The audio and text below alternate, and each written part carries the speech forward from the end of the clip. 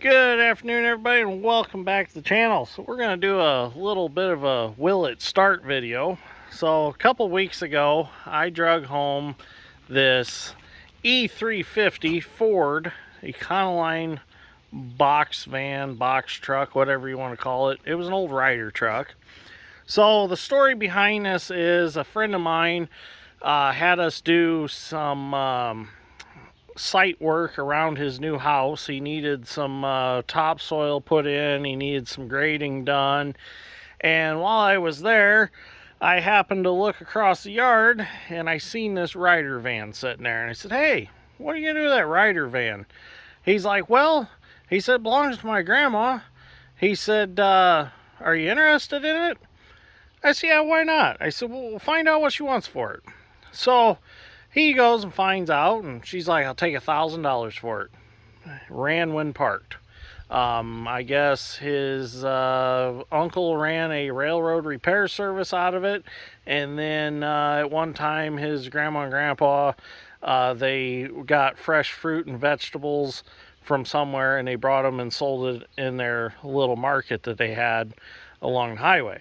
So the uncle had parked it, didn't need it anymore for the railroad repair, and it just sat. Well, nice thing was it was sat on a concrete pad out next to a garage, so it didn't have a bunch of stuff growing up under it and things like that. I crawled under it, looked really good underneath. I bought it as is, where is, non-running. And I'm going to go ahead and I'll show you the videos and when we picked it up, because I made some short videos. I had my Uncle Steve take his rollback, and he went and got it, and kind of doing some trading back and forth on the tractor backhoe that we just fixed for him a couple weeks ago. So it worked out great.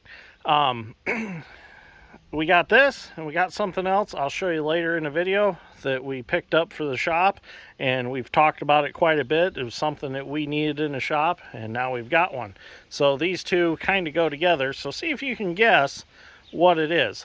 So anyways, I had Uncle Steve bring it home. Usually I try to get stuff running where it lies and then drive it home, but I thought, you know what, I don't have much time with fertilizer shed project and things like that going on. So I said, "Hey, will you just go grab that and bring it back to the shop?" So I brought it back to the shop, parked it back here. Now I got a little time. I've got a fresh battery here in the back of the tool truck. We'll get that battery put in it, and we'll see if it starts. I think it's been about 5 years since it ran. So let's get it running. Let's see if we can get it running and see what it does.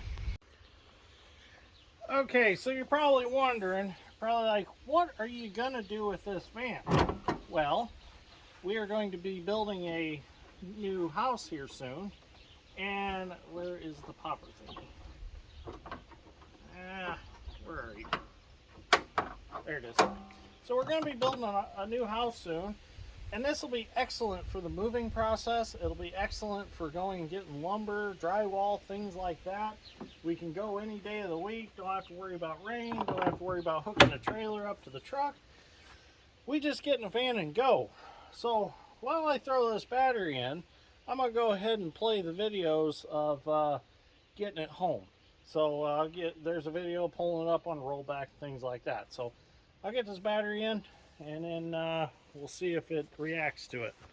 Another thing I'm going to do to it, I'm going to clean it all up, of course, and I think I'm going to paint it all, and I'm going to put dirt grain steel on the side of the box van. I think it would be really cool. My logo really big, so when we go tractor shows, I can sell merchandise out of it. I think it'd be really cool. So let's see if it'll start.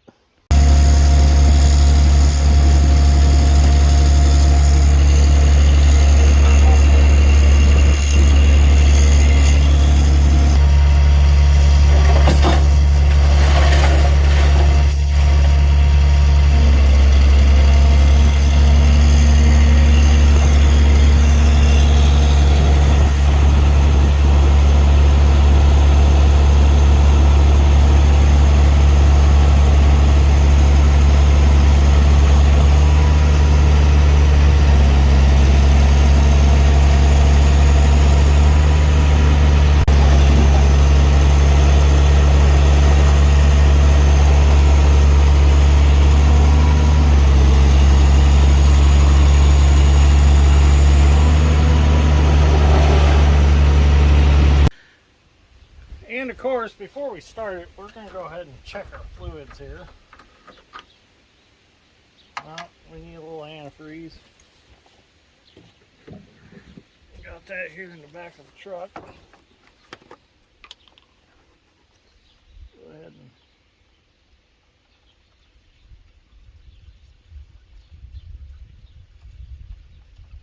pour that in there.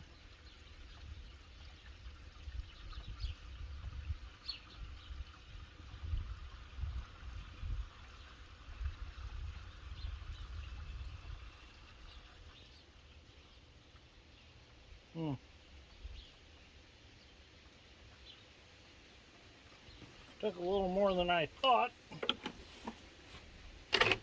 Maybe we got a leak somewhere. Remember, ran when parked. But at least we know it's got some antifreeze in it. How are we on the oil? We got oil on the stick, good enough for me.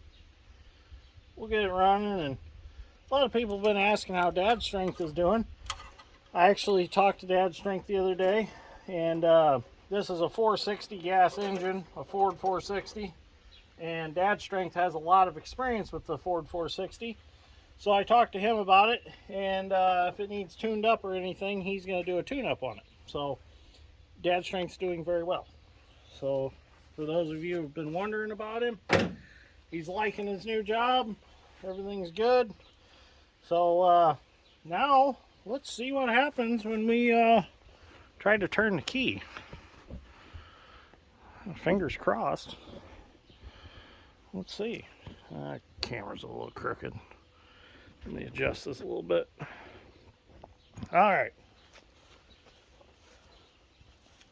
Oh, we got a door buzzer. We got crank windows too.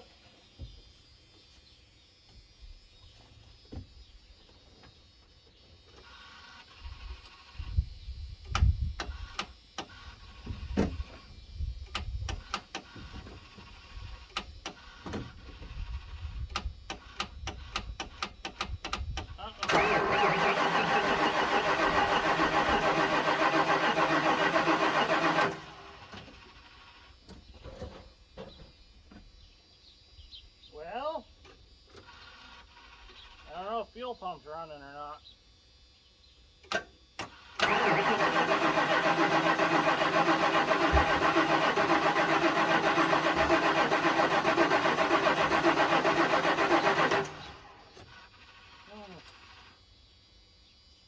Check engine lights on, imagine that. Anything else work? Nope, blower don't work.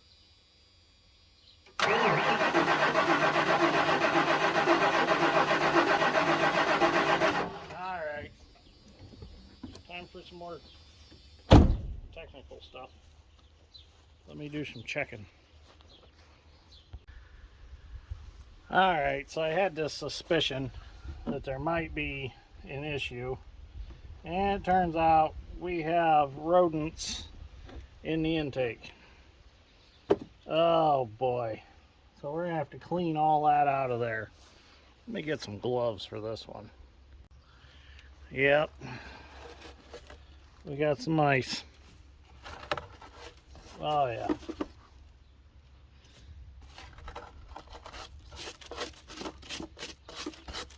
Gonna have to shop vac all that out. Nasty little creatures. Well, we're gonna take the box truck to the shop. We found out what's wrong with it, and it needs to go in the shop. It'll be much easier to fix it. So once we get to the shop, by the way, this is a different day. Coming back to it a few days later when I had George to help me to get it to the shop. So we found some fuel line issues. We're gonna get those fixed. So here's the problem with the box truck. The two fuel lines are cut off. They should be up there where I've already got that splicer in. So I'm not sure how this happened. I don't know if something got pinched when the ramp got slid in or what the deal is. but we're going to splice them back together and see if it'll run. So if it'll run, I will actually order the right fuel lines to go from the tank down to the quick connects here on the frame and just replace all of it so that it's right. But I want to make sure it runs first. So we'll just throw these little splicers in there for now. Alright, let's see if it'll start. I did cycle the key a few times.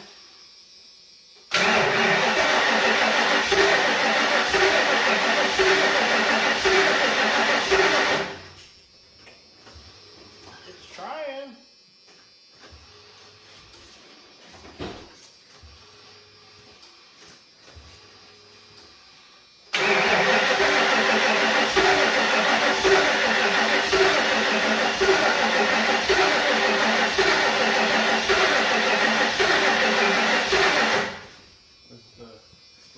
Starting fluid or something. Give it a little pop. Maybe it's just got old gas in it. I know it's got gas in it because I put some in it. No, something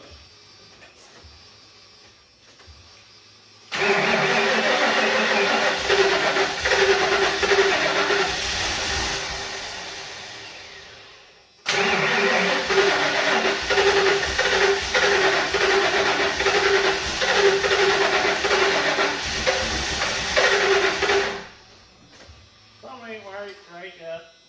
You keep spraying just not soaking it. Go ahead again, Brandon.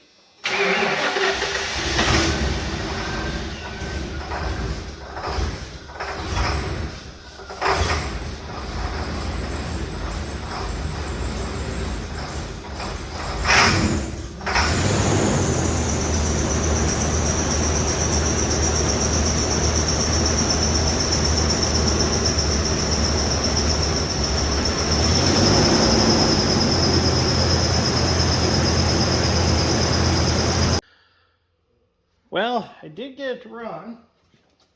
It just don't sound the best.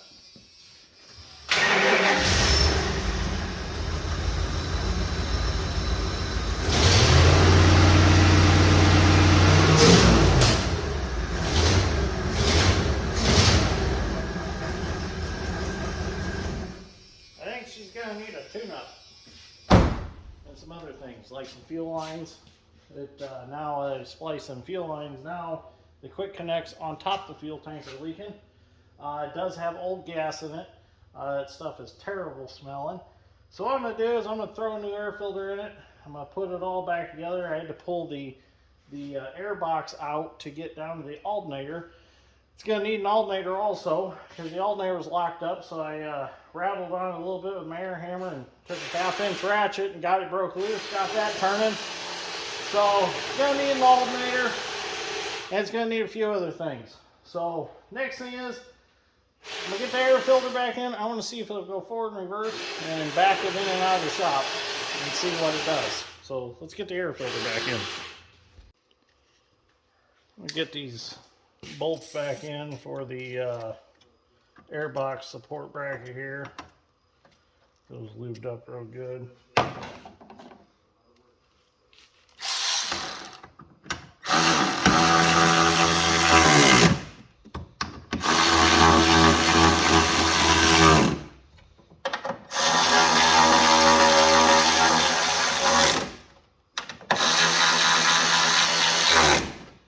I'll get some parts ordered for it and get the fuel lines.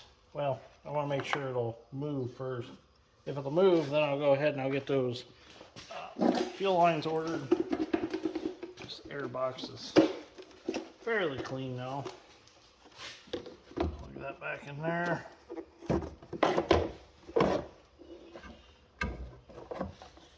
It's in really actually nice shape, so it's worth fixing it.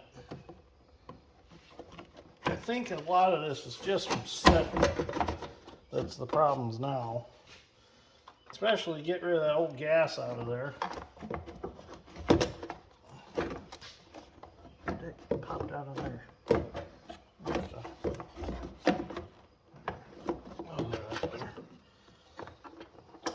Maybe by it leaking is not all bad.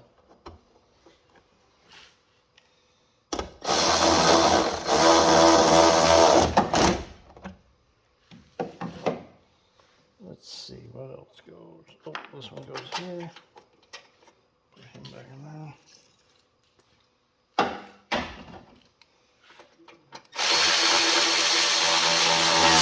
It's too bad this isn't the 7.3 Power Stroke diesel version. That would be really cool. New air filters since the rodents ate the other one. Put that back in there. Oh, look at that. That's nice. Now we can put our air box lid back on.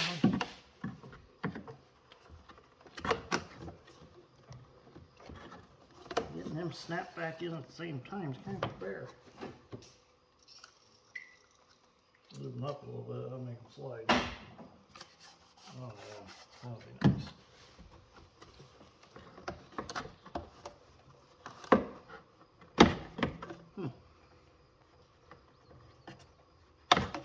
There we go.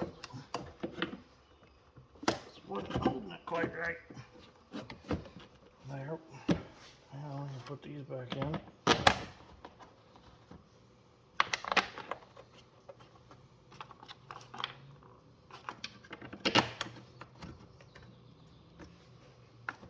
Oh, that one's fun. Get that one back down in there. It's a little big. That's very nice.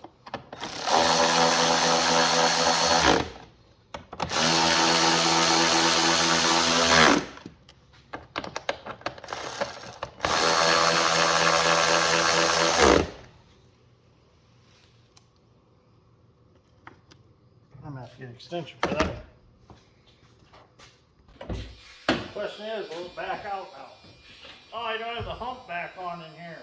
So the motor's exposed. Oh well. You know there's plug wires in here. I wonder if they're meaning to do a tune-up on it.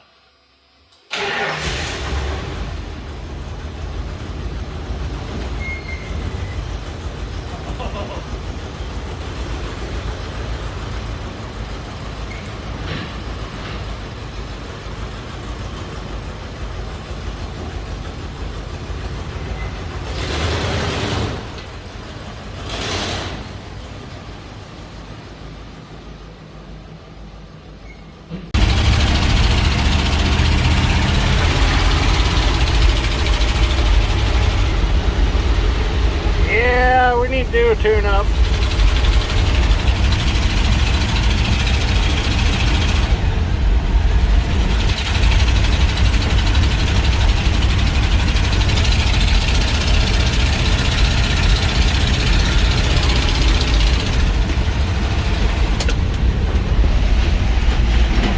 I forgot to shut the back door.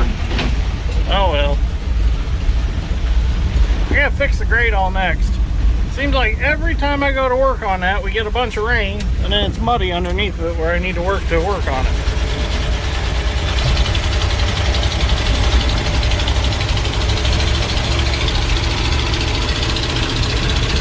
Oh, we're spinning the tires in the sand.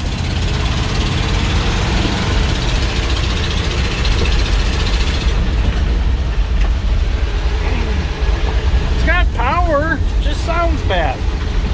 Now we'll get her fixed up.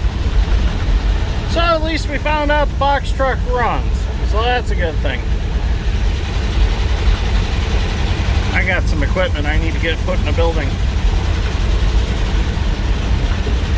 Alright, well, thank you for watching. Hopefully you enjoyed this episode. It's kind of a little off-the-wall deal here, but hey, I always wanted a box truck. Oh wait, I gotta show you what else we got. If you're gonna have a box truck, you gotta have one of these. And I know we've talked about it. The channel needed one, so we'll go in the shop and I'll show you. But while I go in the shop and show you, I want you to watch these videos of getting this particular machine and getting it home. Well, if you're gonna have a box truck, you gotta have a forklift to pick things up and put things in the box truck with. So check it out. We got us a Toyota forklift. Gas powered, not propane, not electric. This is a gasoline powered forklift. Doesn't have side shift, but that's all right. It's got first, second gear, forward and reverse, clutch over there, up and down, tilt back and forth. Pretty nice little forklift, really. The forks are poked under the GP, but thought it was going to be a project machine, but slapped a battery in it and it fired right up. So it wasn't very exciting, not very much video content there, but I did get the videos of dragging it out of the garage. If we knew it was going to start so easy, we would have probably just threw a battery in it and started it up and drove it out. But we thought after sitting for as long as it did, I think it sat for like 6 years, we were thinking, it's probably not going to start. But threw a battery in it, actually checked the points, filed them real quick, hit the key, and it was running. So it's a little cream puff.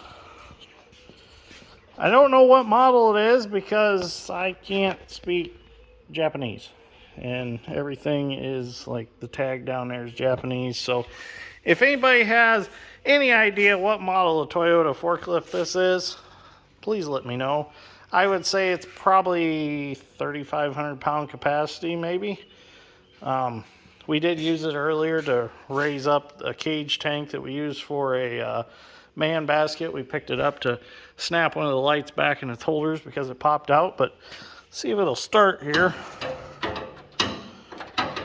Neutral.